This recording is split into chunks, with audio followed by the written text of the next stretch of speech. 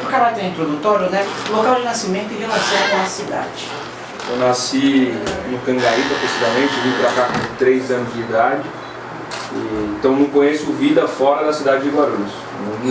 Nunca vivi de verdade, aprendi a fazer tudo aqui, desde andar, falar, até a minha última eleição.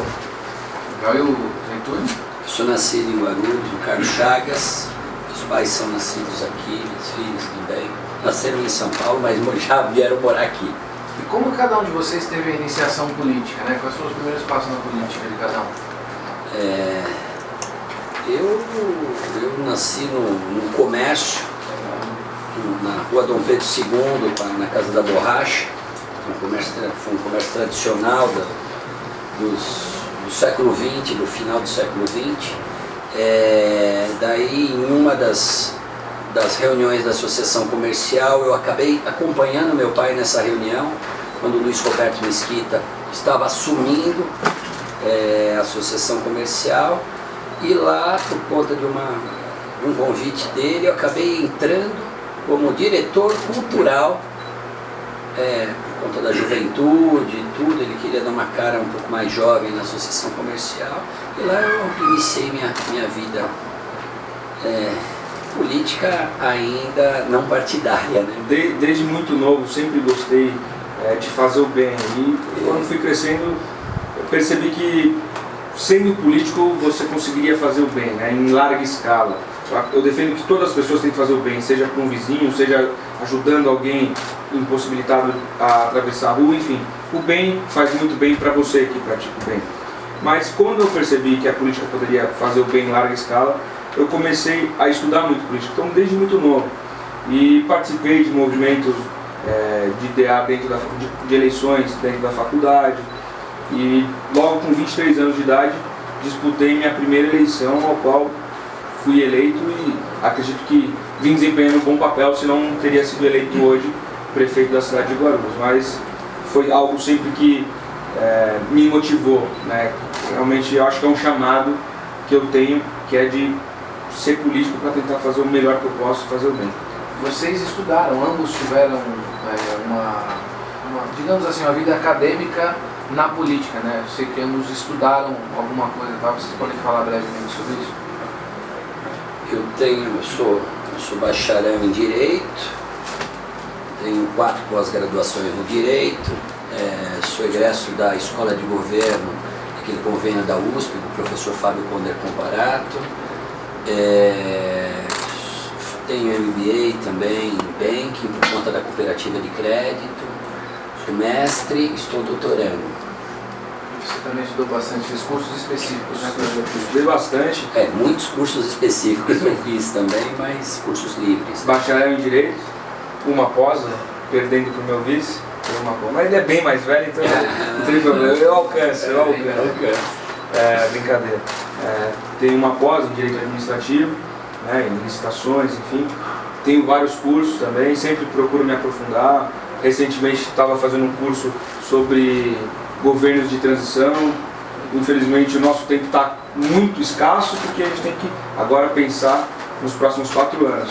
Mas sempre que a gente pode, eu e o Alexandre Zeituni, a gente tenta sempre fazer o máximo de cursos e de especializações, porque eu acredito que o ser humano está sempre se aperfeiçoando. Ninguém sabe tudo, nunca vai saber tudo, mas você se aperfeiçoando, com certeza você vai melhorando o seu dia a dia. Tanto que a gente já veio falando, tivemos na USP também lá, né? Você não pôde estar, que estava num dos cursos, e eu fui na USP conversar já com o pessoal das públicas, que querem vir para cá, nos ajudar, rever a escola de governo do município. Quer dizer, para nós é muito caro essa questão acadêmica e de preparação dos nossos quadros. Educação é a única coisa que transforma de verdade a vida do ser humano. Se você quiser se transformar, você tem que ter educação. Infelizmente, em países, né, que ainda estão em desenvolvimento, o acesso à educação carece muito.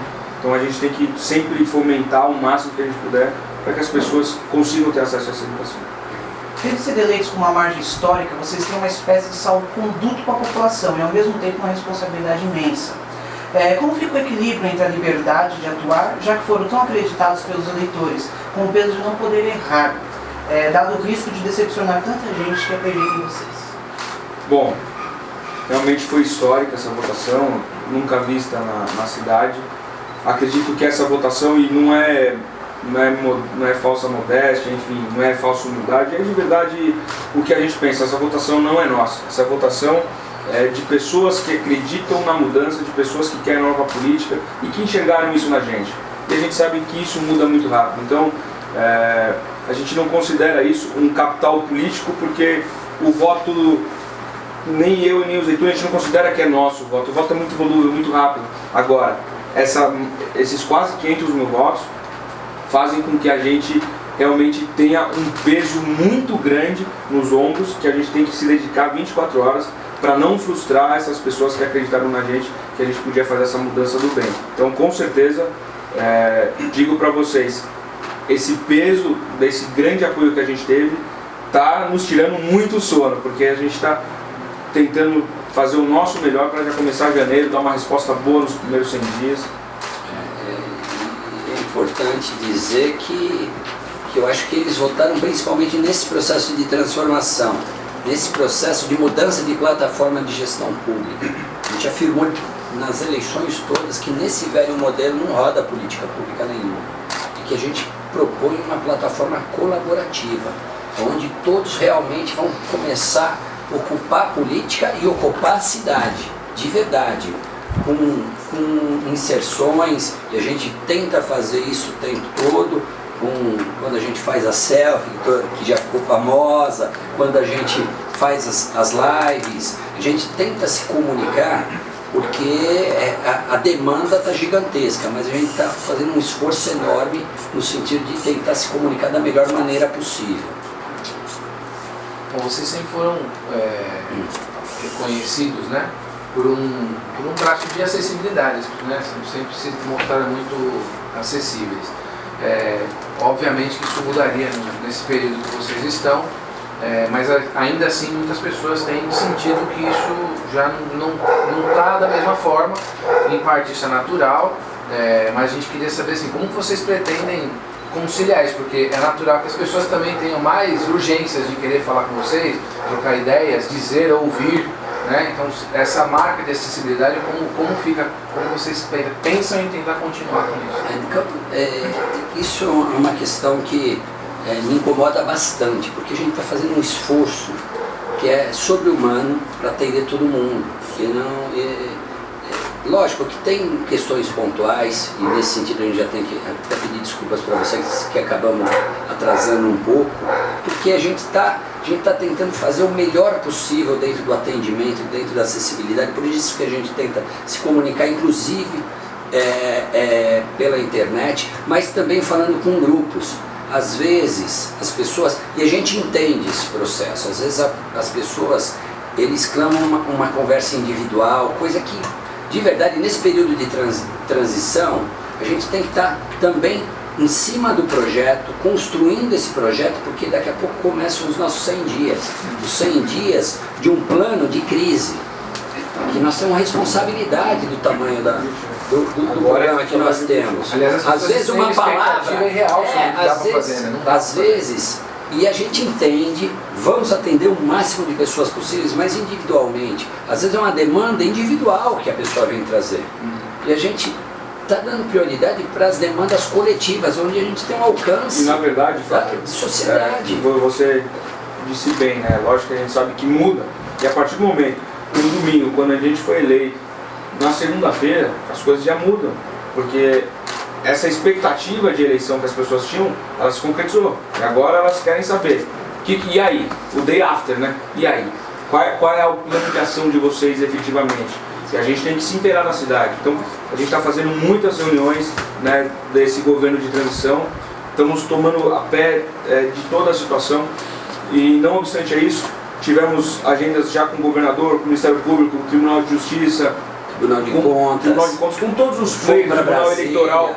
O Zeytuni esteve em Brasília, fomos convidados para ir para a China agora, para ver quais as oportunidades de novos negócios para vir para Guarulhos, mas para a gente é impossível sair da cidade, mas tivemos que refutar. Então, lógico que as agendas mudam muito, e as pessoas, lógico que elas querem estar mais próximas da gente, mas também, elas mais do que isso, elas querem resultado. Então a gente tem que saber dosar. Eu, por exemplo, no último domingo estive nas ruas agradecendo os votos em cima do trio, a gente está em várias reuniões agradecendo os votos, então a gente tenta cadenciar o máximo possível. Nosso dia está ficando muito curto, mas a gente usa também, como ele bem falou, as redes sociais. A gente continua usando, até para os anúncios Diminuiu, oficiais. mas continua usando. Continua. Até porque não dá. E nas coisas principais, por exemplo, no anúncio nós transmitimos totalmente ao vivo. Os Reuniões agradecimentos. periódicas a gente não faz se não vai tirar. Quando chegar no governador. Então, sempre quando a gente dá algum passo extremamente importante, a gente mostra para a sociedade e com certeza também vamos continuar dialogando a partir do momento que assumirmos para saber realmente como é que está o seu bairro. E aí, o que a gente pode fazer? Ações de baixo custo, ações realmente de governo que mudam a vida das pessoas. Fundamental, esse tipo de bate-papo é importante para nós, porque vocês falam com uma infinidade de pessoas e isso é a construção que transforma. Legal. Uma pergunta direcionada para o Guti. Talvez o guarulhense nunca tenha visto uma relação entre prefeito e vice como a de agora. E a gente queria saber que espaço o Zeytuni vai ter no seu governo e que espaço a rede também vai ter no seu governo. Bom, o Zeytuni, ele sempre fala em todos os lugares, desde a pré-campanha, é o co-prefeito. Então não existe vaidade. Ele é o vice-prefeito, ele tem que aparecer menos do que o prefeito. Não existe vaidade alguma. O que tem que aparecer é o trabalho. E a gente sabe que unidos a gente consegue, porque cada um tem uma característica diferente do outro. Então, ele é um cara muito pensativo, eu sou um cara mais de ação, e essa combinação dá muito certo. Então, nós sempre estaremos lado a lado, tomando desde decisões um pouco menores até decisões grandiosas, como a escolha do secretário.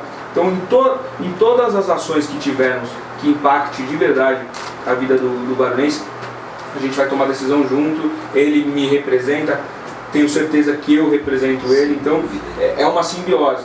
Isso não vai mudar. E ele vai ter o papel no governo de destaque, ele vai ter um papel crucial onde ele possa implementar de verdade as políticas públicas que nós dois acreditamos. E a rede, com certeza, é o partido do nosso vice-prefeito, que também terá seu espaço para fazer a mudança. Lógico que a gente não troca cargo por apoio algum, então ele mesmo já teve uma conversa bastante franca com todos os filiados da rede. Não esperem ter cargos, não esperem penduricários. Se você tiver um currículo bom e queira talentos, ajudar a cidade, então venha se dedicar conosco. Mas penduricário não vai existir. Eu não posso porque eu estou bem empregado, mas vai minha mãe. Isso não existe. Isso não existe. Então, realmente é isso que a gente espera. Até porque muito da eleição de vocês, né, como você falou, acho que é muito razoável, talvez até posso dizer sábio vocês entenderem que os votos não são só das pessoas, né? Os votos são reflexo do momento de uma ideia que alguém conseguiu encarnar melhor, e é inegável que vocês conseguiram encarnar essa ideia da nova política, né? Mas muito disso tem a ver com a trajetória e com o ideário da rede, né? Então, mais do que ter as pessoas, né? Se vai ter 5 cargos ou 50 cargos ou 500 cargos, acaba importando menos. Mas a ideia, o programa, é um programa que já nasce, Fábio, em 2014, da construção do Eduardo e Marina, com 6 grandes eixos que pautou o nosso programa também. Então, é um programa que, e a Marina sempre fala disso, nada é mais forte cujo uma ideia que o tempo chegou. Isso é Vitor Hugo, não, que é isso que aconteceu, uma ideia cujo tempo chegou, a ideia da transformação, não da melhoria, porque muitos dos candidatos, eu acho que uma das diferenças importantes é que o Guti, eu, o nosso grupo, não falava de melhoria, vamos melhorar a cidade. Não é isso que a gente está propondo. A gente está dizendo, a gente está afirmando que nesse velho modelo não roda política pública nenhuma. A gente está falando de uma nova plataforma de gestão colaborativa, onde nós todos vamos fazer um processo que é muito mais profundo, que é o verdadeiro processo de transformação que a gente tanto fala, que tem basicamente 2 grandes eixos.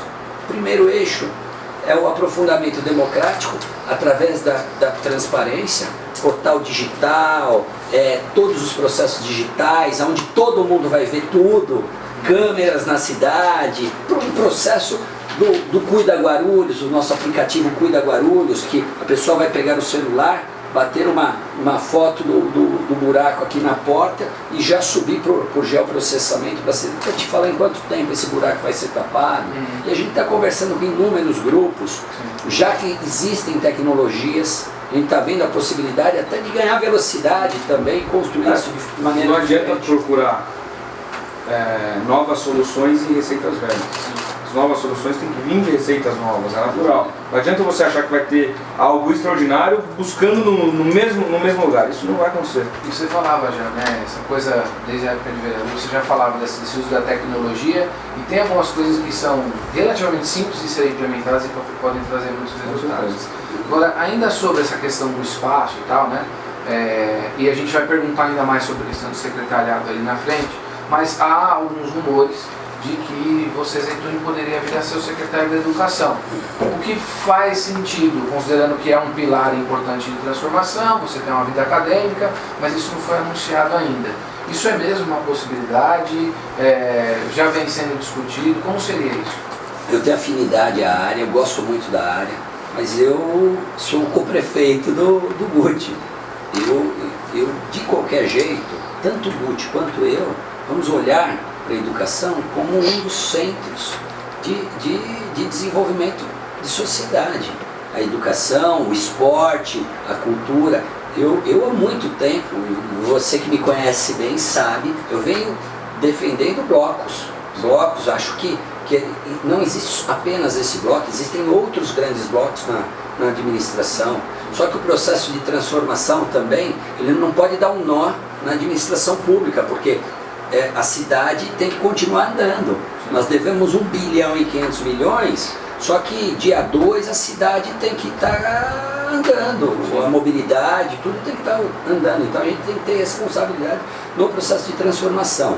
É uma luta interna, o Guti pensa nos 6 eixos também, mas é um processo. A gente tem uma responsabilidade de diminuir muito as secretarias. Agora, a gente vai estar aonde seja necessário. O Guti, a gente vai estar aonde seja necessário. Então a gente está construindo esse processo. Uma coisa muito bacana que o meu co-prefeito vem falando desde o início, desde o começo da campanha. Guti, eu acredito no projeto, estou aqui porque eu acredito e eu sou cumpridor de tarefa. Aonde você achar que eu devo estar para executar um bom trabalho, eu vou estar. Com certeza é uma pasta, é uma política pública muito cara, e a gente falou aqui um pouco sobre a educação, muito cara a qualquer brasileiro. É extremamente vital a educação para o bom progresso do Brasil. E é uma pessoa que eu confio. Não teria problema algum de tê-lo lá e me representando na educação, ser o meu secretário de educação. Porém, a gente ainda não fechou a questão sobre várias secretarias. Estamos dialogando e não compor um time não é uma coisa, não é uma tarefa fácil, principalmente para quem tem a responsabilidade. Já me falaram em tanto, né, Guti? No governo, no jurídico, na finanças. Né? Não, de fato você poderia. É o Coringa. Você poderia estar em várias secretarias pelo seu cabedal, e mais do que isso, porque algumas secretarias precisam de um cara que seja um vulto forte. Né? Ainda mais uma educação. Da representação política, sim, mas é isso que a gente também tá. E se você pegar a educação, talvez seja o maior desafio da nova administração, porque é uma pasta com orçamento, é uma pasta que vem sendo muito discutida e muito criticada pela gestão anterior, com problemas bizarros, como por exemplo a entrega do uniforme, que o Guti já bateu muito, e é uma pasta que pode englobar outras duas, que são cultura e esporte. Né? Claro que quem vai decidir são vocês, mas essa é uma ideia que faz sentido para muita gente. Então, quando você assimila tantas outras situações, se você não tiver um secretário ali que seja, de fato, quase que uma extensão, mal dizendo, né, do prefeito, mas esse cara pode não aguentar o trampo. O Zeytuni, ele defende muito essa questão de bloco. Eu já defendo uma coisa um pouco diferente, mas que se conversa, que é o intersecretariado.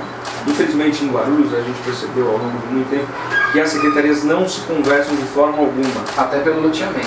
Pelo loteamento. E o que eu defendo é isso, é intersecretariado. E isso vai ser já implementado, pelo amor de Deus. Toda semana, uma reunião com todo o secretário junto, para dividir a responsabilidade, para universalizar as informações. Nos primeiros 100 dias, que é onde dita realmente os passos do rumo do governo, 2 reuniões semanais com todo o secretariado. Não existe progresso se você não dividir a informação e não dividir a responsabilidade. Então, e os 5 secretários que eu já anunciei, eu deixei bem claro isso. Falei, não é porque, e usando um exemplo do Dr. Lago, não é porque o senhor é da pasta de saúde que o senhor não pode nos ajudar na questão do desenvolvimento urbano. Se o senhor tiver uma visão além da nossa, é obrigatório compartilhar, para que a gente não erre. Então, o intersecretariado, e aí ele fala de bloco, eu falo de um todo, de um complexo de informação. São passos, né? Sim. São passos que a gente concorda. Você já tem noção de alguma exclusão de secretaria? Ainda a gente está formatando, seria prematuro a gente falar como será a junção, de que forma, quais passos. Seria muito prematuro, porque no momento a gente está se dedicando a isso e à transição. Então, por isso que às vezes pode até parecer pro guarulhense, está demorando um pouco para falar sobre o secretariado. Inicialmente o nosso plano era divulgar no dia 15 de dezembro, todas as secretarias. Mas nós percebemos que para o avançar do bom trabalho, a gente precisava já colocar alguns nomes, né, já mostrar para a sociedade alguns nomes, para que eles tenham a legitimidade também de participar desse governo de transição. Então a gente percebeu que o ideal seria o quanto antes. Então por isso a gente está se concentrando o máximo possível e, como eu disse, formar time. Ainda mais a gente que não tem compromisso, né? Não loteamos nada, então a gente está livre. Deveria ser mais fácil, né? Vocês não têm compromisso, mas tem muita gente boa na cidade. Então a gente imagina 4, 5 pessoas para que ela passe. E às vezes tem melhores, mas não é melhor para aquele momento, para aquele, sabe? Não é o momento, às vezes, da vida da pessoa melhor. E cada escolha são de pessoas boas. Uma escolha de uma pessoa boa é uma renúncia de 20 boas também. Então a gente está pensando, e não só uma pessoa muito técnica, mas uma pessoa que converse diretamente com o nosso plano de governo, porque o que a gente acredita está lá no plano de governo. Então não é uma questão só da pessoa que tem um currículo maravilhoso, mas que ela consiga realmente... Não é fácil essa tarefa. Não é fácil. Tem gente muito boa que às vezes também não tem facilidade com a gestão de pessoas, não é academicamente bom. Mas você falou, né, prefeito, sobre um pouco moroso o processo. Na verdade, prefeito eleito, eu não sou prefeito ainda. Isso é uma mera formalidade. Mas as pessoas estão...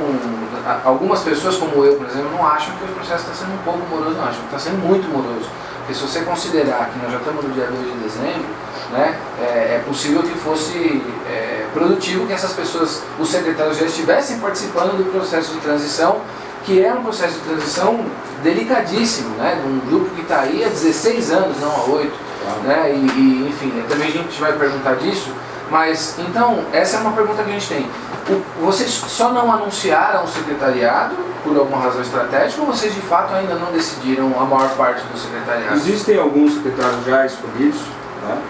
Mas existem alguns também que ainda a gente está burilando para saber qual seria o melhor, enfim, que converse melhor com o nosso plano de governo. Tem que conversar com o nosso plano de governo, com o que a gente imagina, porque a gente ouviu da sociedade. A responsabilidade é sua. E se a sociedade mudar também, as demandas mudarem, a gente não tem problema algum em mudar alguma coisa do nosso plano. Não temos compromisso com o erro.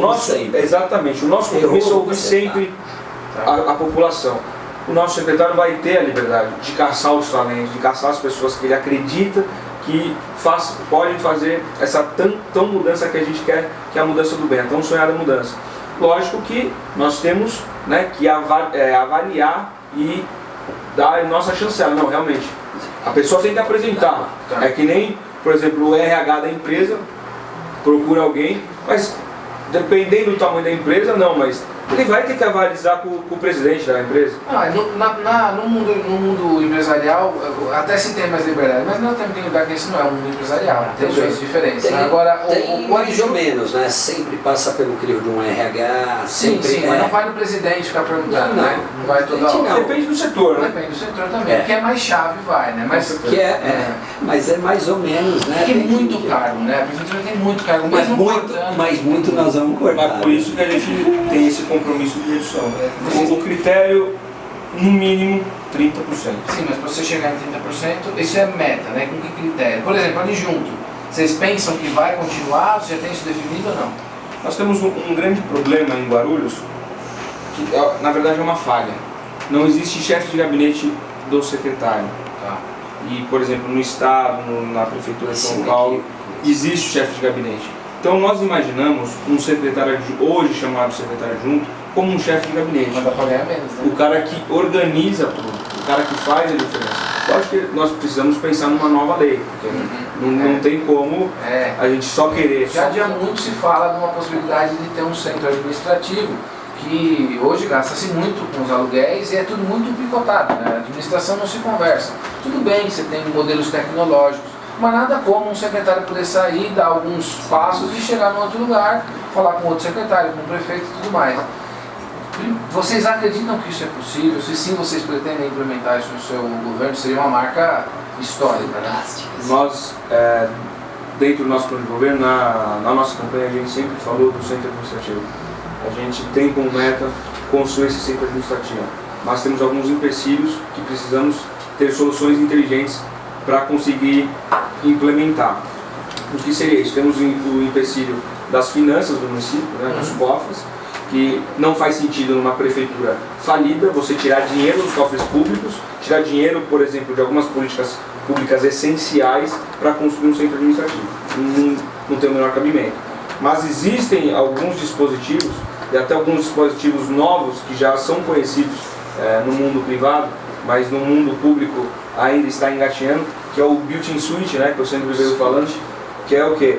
É uma parceria, na verdade, com o mundo privado, onde um determinado investidor constrói esse prédio e a prefeitura, ao longo de, aí depende do contrato, 10, 15, 20 anos, amortiza esse investimento e vai devolvendo. E no final, esse próprio se integra ao patrimônio público. O Tribunal de Contas vem entendendo muito bem que é uma forma de você conseguir capitanear recursos para implementar o que você precisa. É que esse projeto, né, assim, ele é um projeto que seria relativamente barato, é muito dinheiro, mas não para o tamanho do orçamento que se tem. Seria um projeto relativamente barato. Não sei se é relativamente barato. Se construir sem os modelos de sempre de construção que a gente já conhece no Brasil, Se você pensar na economicidade que isso vai gerar, investimento versus retorno, com certeza é barato. É que tem que tirar do cofre, né? No primeiro momento não é, porque nós temos um problema, Fábio, que é um problema emergencial. Nós vamos entrar, principalmente nos 100 dias, com um plano de crise. Sim. Esse é o grave problema. Então, tudo que a gente se prontificar a fazer é temerário. Você entendeu? É fundamental a gente fazer esse centro. É fundamental para nós. Nós entendemos que Guarulhos está 50 anos atrasado. Isso já deveria ter sido feito há 50 anos atrás. Sim. Nós queremos fazer, mas primeiro a gente precisa gerir essa crise. Sua principal proposta, né, a carro-chefe da sua campanha foi fazer o funcionário que o Guarulhos já tem. Isso. Qual será o seu primeiro passo quando assumir? Sabe aquele papo de campanha? Qual vai ser a primeira coisa que você vai fazer? Então, qual é a primeira coisa que vocês vão materializar a fim de usar alguma coisa que já existe? Bom, a execução, o nosso primeiro passo é realmente enxugar a dívida. Enxugar a máquina pública e rever toda a nossa dívida através do conceito que a gente chama de reavaliação de tudo, com auditorias. Então a gente precisa enxergar aonde o dinheiro está escorrendo pela mão do serviço público, aonde está o gargalo, onde a torneira está aberta, e fazer esse enxugamento da máquina. Esse é o primeiro passo, é o que a gente consegue fazer. A auditoria demora um pouco mais, mas o enxugamento da máquina a gente consegue fazer no primeiro mês, obviamente. E já para dar um respaldo nos primeiros 100 dias, isso seria fantástico. Isso já estabelece para o ano um impacto fantástico. Mostra para a sociedade também. Já sinaliza. Tudo isso. Aí, falando mais quanto à sua questão, do que a gente prometeu de finalizar exatamente o que existe, nós temos vários grandes gargalos. Por exemplo, se a gente pegar na saúde, o Hospital Pimentas Bom Sucesso não funciona, é um prédio magnífico, Uma piada de mas não funciona. Temos 2 UPAs prontinhas, né, que é a UPA Paulista, a UPA Cumbica. Não tem um material humano para fazer funcionar. Então, na saúde, a gente daria prioridade a isso. Lógico que o HMC, o Hospital Municipal da Criança, a gente tem que revitalizá-lo, né?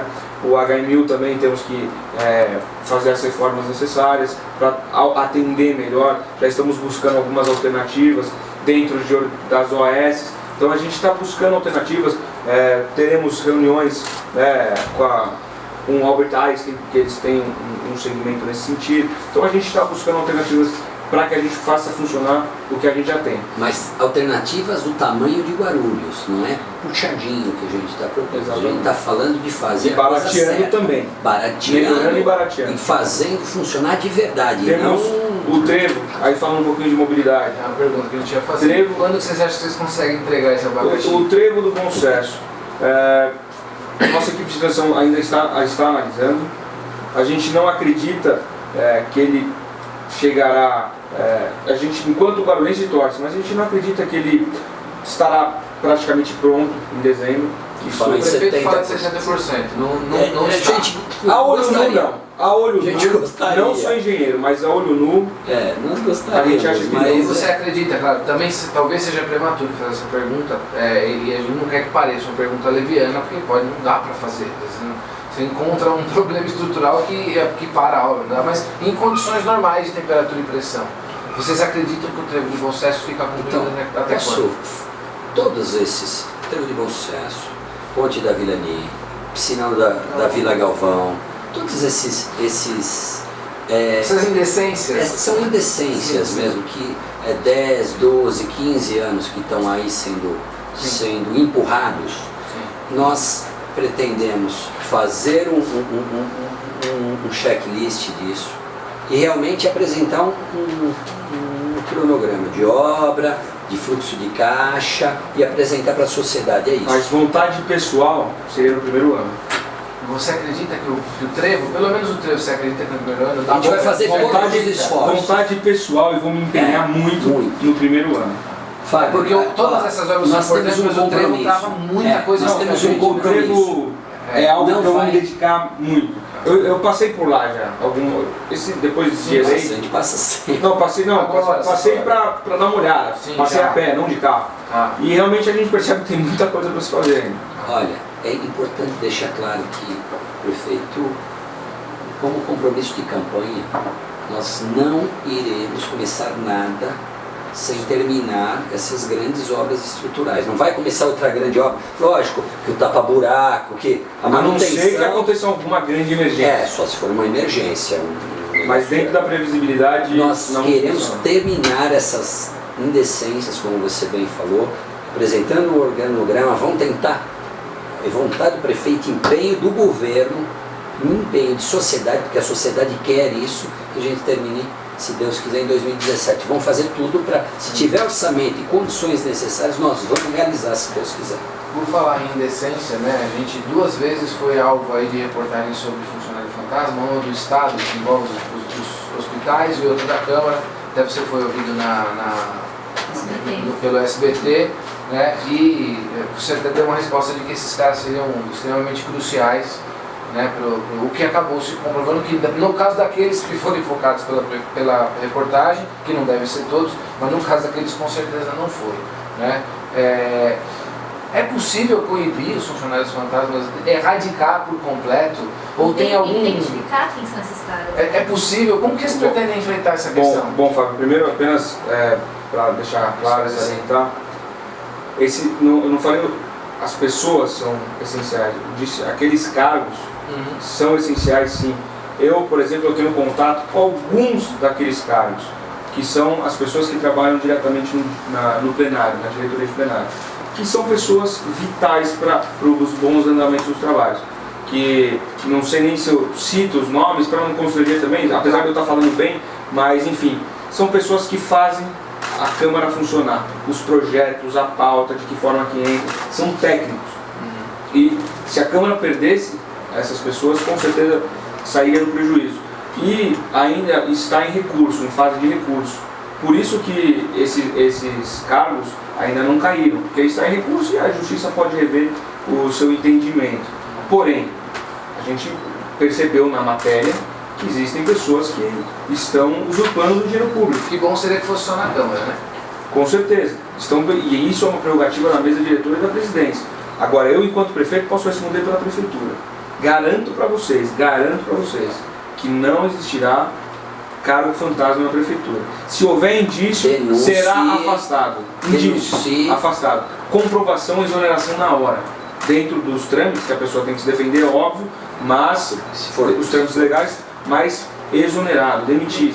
No primeiro mês, cortar alguns 600. choques de gestão tem que existir. Não, você Primeiro não anda, mês. Você não anda. Não dá pra pagar a conta. É lógico que existem, por exemplo, espaços determinantes no começo do ano. Por exemplo, a defesa civil.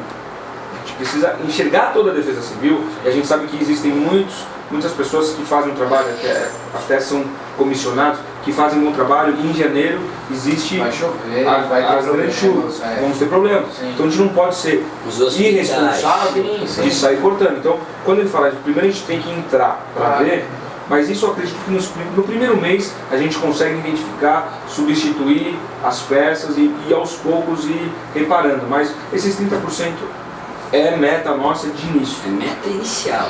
E tem, eu não me lembro como é que é isso, talvez seja uma pergunta tola, mas não tem custos de indenização? Como é que faz Tem. com uma Tem. Isso finança vai tão ser, complicada, isso né? vai ser objeto também de análise daí de impacto orçamentário com a nossa Secretaria de Finanças, por isso que nós vamos ter que entrar para ver o tamanho dos salários, quem é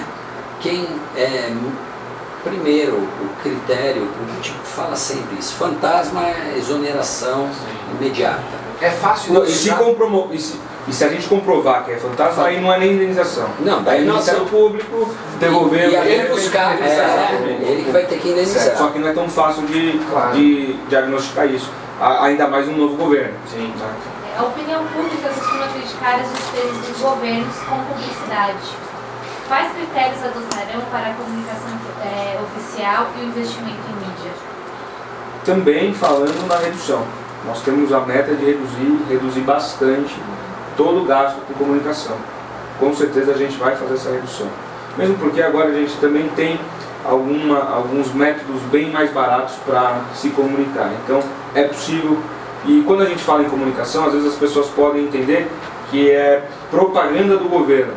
Mas tem muitas vezes que são campanhas educativas, são campanhas de alerta, por exemplo, combate à dengue, de utilidade pública, exatamente. Então, a gente tem que também... Editais. Que o que custa mais caro é a tal propaganda do governo, que de essencial não tem nada. Num momento como esse, né, verba de comunicação é uma das coisas, né, para um governo, é uma coisa que você vai dar prioridade para outras coisas, né?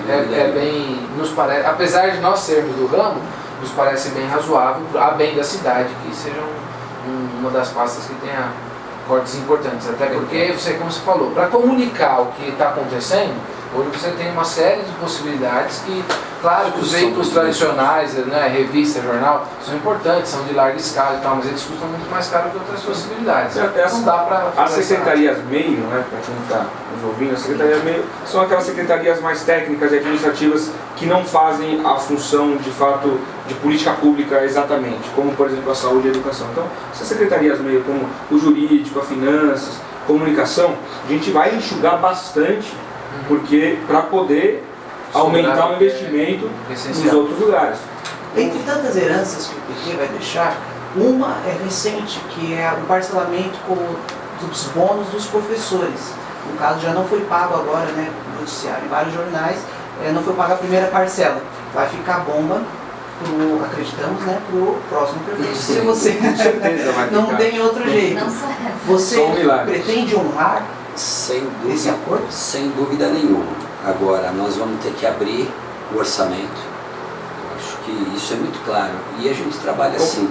A gente vai abrir o orçamento e falar para os professores, está aqui, a verdade é essa. Como nós vamos resolver juntos? Exatamente. Porque é um problema de sociedade e um problema de também, por isso a gente vem defendendo o conceito de blocos e tudo, para diminuir e sobrar recursos para investirmos aonde realmente tem que ser investido.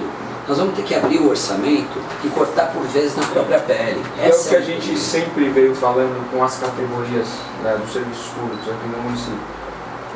E a gente sabe que muitas vezes eles acabam sendo subvalorizados, né? Plano de carreira, enfim. Então, o que a gente veio dialogando com eles? Gente, aos poucos nós vamos fazendo as reposições de direitos que vocês merecem, mas não dá para fazer tudo de uma vez. E com um amplo diálogo. o que ele acabou de falar, abrindo. Abre Tá o orçamento aqui, e nós eu temos tenho legitimidade de para isso. honrar isto ou implementar isto. O que vocês preferem no momento. Então é E dialogar. por que a gente tem legitimidade para fazer isso? Porque aqui ninguém fez contrato de caça-pombo. É por isso. Aqui Nem vai fazer. eles estão lidando com gente séria e gente que quer transformar a cidade. Junto com eles, entendendo que nós não temos a menor chance de fazermos sozinhos.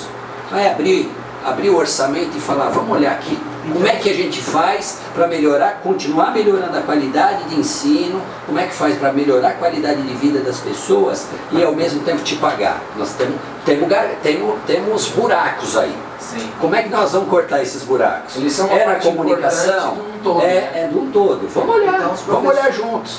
É esse o Eles processo. esperam um novo acordo no caso. De verdade, a gente vai ter que ver o tamanho do buraco, porque existe, por exemplo, agora acabaram de fazer uma legislação agora de incentivo fiscal, de incentivo não, de Precatório. anistia, Ah, não. Eu estou falando Anistia. a nacional, de precatório, mudou a lei de anistia, precatório, que eu não sei. ajuda as A prefeituras. verdade é que Ah. todos os dias tudo muda. Nesse governo a gente quer deixar a informação, a gente quer quebrar o código. Isso é importante deixar muito claro, eu acho que para a gente encerrar. A gente precisa quebrar o código da política. O que é quebrar o código da política? Quando a gente colocar tudo digitalmente, quando todo mundo souber de tudo, Sim. as coisas vão começar a melhorar muito. Mesmo porque Vai elas nos dar. ajudam a fiscalizar as coisas. As pessoas, cada um dentro da sua área, o Fábio, que é um especialista em comunicação, ele vai olhar detalhadamente cada nota, para quem foi o recurso, se está certo, se não está, se o papel custa isso, se não custa, se o programa digital custa isso ou se não custa. Então, eu dentro Exato. da minha área, o outro dentro, cada um vai dar o seu perfil de contribuição. E nós teremos, se Deus quiser, a nossa controladoria, que vai trabalhar com o conceito de compliance. Nós vamos, se Deus quiser, extirpar a corrupção da nossa cidade. Eu falei para a Marina, e eu sempre falo isso, que a mudança do Brasil vai começar em Guarulhos, mas depende de todos nós. Nós torcemos. Da mídia, do reposicionamento da mídia, do reposicionamento do governo, do reposicionamento da Câmara, do reposicionamento da nossa sociedade. Porque essa cidade é de todos nós. Quero só deixar minhas considerações finais. Agradeço demais o tempo de vocês, essa ginástica que vocês fizeram para conseguir falar conosco. Realmente o nosso tempo está maluco mesmo, a gente tem muita coisa ao mesmo tempo para fazer, mas a gente agradece a todos que estão nos assistindo, aos leitores também. E sempre que possível estaremos à disposição para que a gente possa dialogar e mostrar os avanços, que a partir de agora não é mais uma prospecção, e sim os avanços que a gente vai realizar. Então queremos dar a mesma entrevista, se vocês abrirem o mesmo espaço, os 100 dias, o que a gente conseguiu avançar, quais foram as frustrações, quais foram os acertos. Está combinado. Obrigado, senhores. Obrigado.